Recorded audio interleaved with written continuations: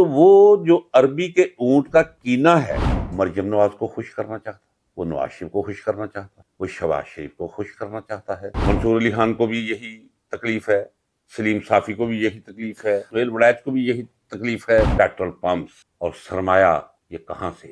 جاوید چودھری احمد ساتھ لکھتا ہے شکل سے چنگڑ لگتا ہے۔ دیکھیے صحافت جو ہے اس وقت جسے کہتے ہیں کہ یلو جرنلزم، زرد صحافت۔ کبھی صحافی ہوا کرتے تھے بیچارے، سائیکل پہ آیا کرتے تھے پاک ٹی ہاؤس میں، وہاں بیٹھ کے 1 روپے 4 آنے کی چائے پیا کرتے تھے، 6 گھنٹے وہاں رہا کرتے تھے۔ اب آپ نے صحافیوں کو دیکھا ہے، آپ نام لیجئے، کبھی ایک پروگرام کیجئے، تمام صحافی جتنے آپ کے ہم عصر ہیں، کسی ایک کا نام لیتے چلے جائیں، میں آج سے 50 سال پہلے کی اس کی زندگی آپ کو بتا دوں گا، جس گھر سے وہ اٹھا، جس گاؤں سے وہ آیا، جہاں اس نے صحافت کا آغاز کیا، کتنی تنخواہ سے کیا، اور اب 2 2 3 3 گاڑیاں، بڑی لینڈ کروزرز، بڑے وسیع و raise form houses, petrol pumps اور سرمایہ یہ کہاں سے؟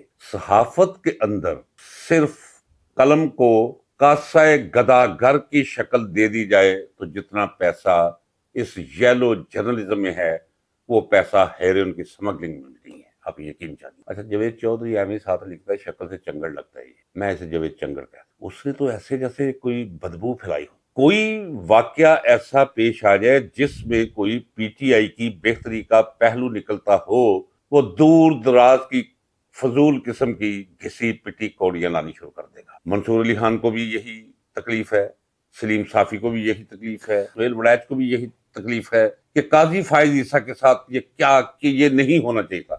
اور بندہ ان سے پوچھے، اور بھلے مانسو جو کچھ قوم اور ملک کے ساتھ اس نے کیا ہے قاضی فائز عیسیٰ نے، اگر میں تفصیل بتاؤں تو احمد ضیاء ہوگا یہ وقت کا، جو کچھ اس نے کیا ہے، نظام عدل و انصاف کے منہ پر کالک مل دی ہے اس نے، جو کچھ اس نے کیا ہے۔ اب 20 برس لگیں گے واپس وہاں آنے تک جہاں چیف جسٹس آف پاکستان بن کر اس نے اپنے سیاہ کرتوتوں کا آغاز کیا تھا۔ اس کے ساتھ جو کچھ ہوا ہے، یہ میں بڑے تحمل سے اور غیر جذباتی انداز میں کہتا ہوں، یہ بہت تھوڑا ہے۔ کیا آپ نے یہ نہیں دیکھا کہ خدا جو 70 ماہوں سے زیادہ انسان سے محبت کرتا ہے، قرآن کریم میں کہتا ہے کہ جو مجرم ہیں ان کے گلوں میں اغلال یعنی لوہے کی چینز ڈالی جائیں گی اور انہیں ہمارے ہرکارے کھینچ کر دوزخ کی طرف لے جائیں گے۔ یہ سزا نہیں ہے؟ تو جو کچھ اس نے کیا ہے، اگر آپ کسی کو سزا نہیں دیتے اور سزا اگر قانون نہ دے تو پھر خدا اپنی مخلوق کے ذریعے سزا دلواتا ہے۔ اچھا، سلیم صافی سے میں نے پوچھا تھا، یہ میجر عامر صاحب کے گھر میں بیٹھ کر، میجر عامر صاحب نے جب مجھے بلوایا کھانے پہ، تو باقی صحافی بھی بلوائے تھے جن میں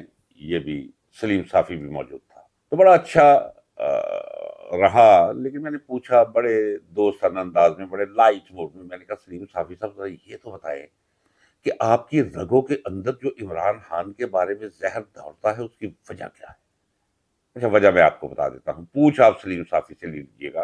سلیم صافی آج سے کچھ 10 12 برس پہلے، اب تو اچھا موٹا تازہ ہو گیا ہوا ہے نا، ایک پرسنالٹی بھی نکل آئی ہوئی ہے۔ 12 برس پہلے بالکل ایک لڑکا سا، سلیم سا، سمارٹ سا، پٹھان، تو کسی طرح وقت لے کر کسی دوست سے لاہور میں یہ ملا انٹرویو کرنے کے لیے عمران خان کا۔ عمران خان ایک شخصیت ہے، وہ جب اس نے اپنے انداز میں سوال کیے کچھ تیکھے سے، اس نے دیکھا غور سے، یہ بچہ سا ہے، اس کے نزدیک تو بچہ ہے نا، ہم سے بھی چھوٹا ہے، یہ 12 14 سال 15 سال، اس سے 20 سال چھوٹا ہوگا، تو اس نے کوئی منہ نہ لگایا اسے، اور کہا یار چھوڑو یہ انٹرویو، آؤ بیٹھو چائے وائے پیو۔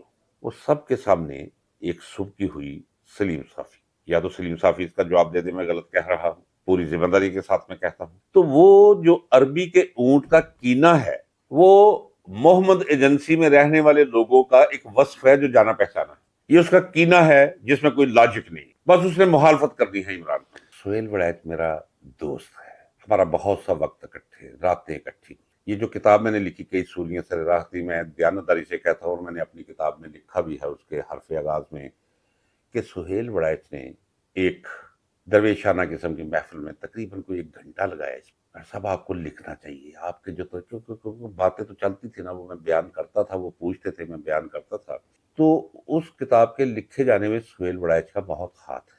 لیکن سہیل وڑائچ کا جو پہلو سامنے آیا ہے، یہ پچھلے 5-6 برسوں کے اندر وہ میرے لیے بالکل ایسے ہے جیسے ایک دیوار ہو، ایک عمارت ہو جس کا نام سہیل وڑیچ ہو اور اپنے گھٹنوں اور ٹخنوں پہ ہی گر رہی ہو مسلسل۔ انسان کا کوئی پتہ نہیں چلتا کہ کس وقت اس کے اندر لالچ، حرص، ہوا جو ہے اس کے کریکٹر کو خاک بنا کے اڑا کے رکھ دے۔ اس نے اپنے کریکٹر کا بیڑا غرق کیا ہے۔ کافی سارے پیسے ہو چکے تھے کہ غربت سے وہ اچھی زندگی میں آ چکا تھا اور یہ کچھ اسے نہیں کرنا چاہیے تھا۔ اب آپ کے سوال کا میں جواب دیتا ہوں۔ جو اس نے کہا کہ ٹرمپ اگر آ کر کہے گا بھی تو پاکستان کو اب ضروری نہیں ہے کہ اس حالت میں ہو کہ وہ اس کی بات کو کوئی وزن دے، یہ غلط ہے۔ اس نے جب یہ کہا تو ایکچولی وہ مریم نواز کو خوش کرنا چاہتا، وہ نواز شریف کو خوش کرنا چاہتا، وہ شہباز شریف کو خوش کرنا چاہتا ہے۔ وہ ہر وہ بات کرے گا جو جاتی عمرہ والوں کے حق میں جا رہی ہو، اس میں کوئی لاجک ہو یا نہ ہو، اور مخالفت کرے گا وہ بیٹوین دا لائنز۔ بیٹوین دا لائنز ہم کہتے ہیں تحت اللفظ میں بھی۔ بظاہر ایسے نہیں لگے گا کہ عمران خان کو کوئی کہے گا کہ عمران خان برا آدمی ہے۔ کوئی ایک کہانی اٹھا لے گا کسی شکست خوردہ آدمی، پوری کہانی بیان کر کے پھر آخر میں لکھے گا جو لوگ بھی ایسے اعمال کرتے ہیں ان کا انجام کبھی اچھا نہیں ہوا، یعنی عمران خان کا انجام اچھا نہیں ہوگا۔ تو اسے کہنے دیجئے، کیا فرق پڑتا ہے۔